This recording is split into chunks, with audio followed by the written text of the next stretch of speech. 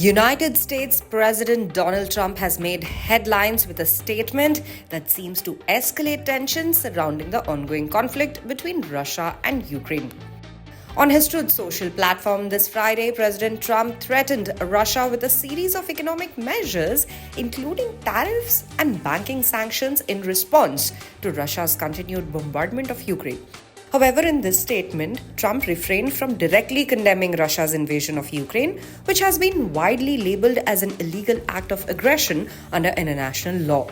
Instead, he zeroed in on the latest wave of Russian attacks, which came just days after the US announced it would temporarily halt sharing military intelligence with Ukraine.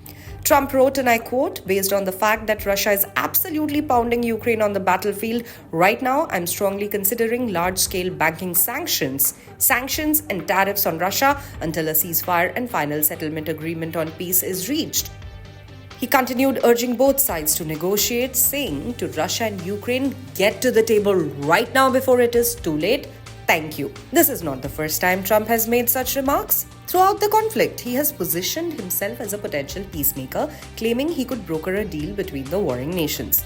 On Friday, in a news conference at the White House, Trump doubled down on his position. When asked about his views on negotiations, he described talks with Russia as easier than dealing with Ukraine, adding that he found it more difficult to negotiate with Ukraine because, in his words, they don't have the cards. I think we're doing very well with Russia. But right now they're bombing the hell out of Ukraine, I'm finding it more difficult, frankly, to deal with Ukraine. And they don't have the cards. They don't have the cards. As you know, we're meeting in Saudi Arabia on sometime next week, early. And we're talking, I find that in terms of getting a final settlement, it may be easier dealing with Russia, which is surprising because they have all the cards. They're bombing the hell out of them right now. And I put a statement in, a very strong statement. Can't do that, can't do that. Mr. President? We're trying to help them.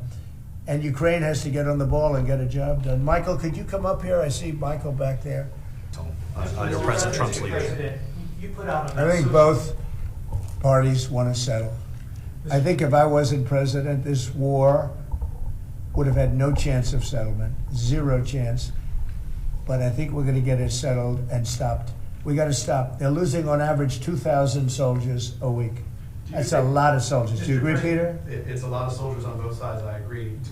I actually think he's doing what anybody else would do. I think he wants to get it stopped and settled, and I think he's hitting them harder than he's been hitting them. And I think probably anybody in that position would be doing that right now. He wants to get it ended, and I think Ukraine wants to get it ended, but I don't see, it's crazy. They're taking tremendous punishment.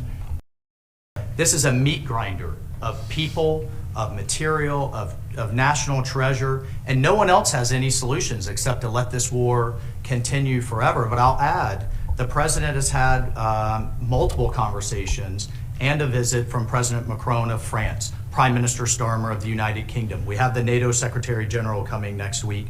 We have this meeting with the Ukrainians. We've had it with the Russians. All of this in the president's first month in his leadership.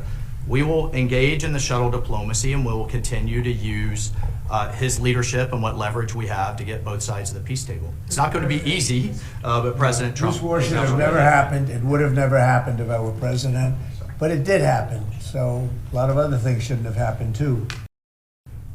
We're pushing very hard. That's all I'm thinking about now. As far as the question about security later, that's the easy part. The hard part is getting it settled. We got to get them. We're losing 2,000 human beings every week. More than that, actually. 2,000 nice, young, although they're getting older because they're drafting much older now. In the case of one country, much older, because a lot of the young people have been killed.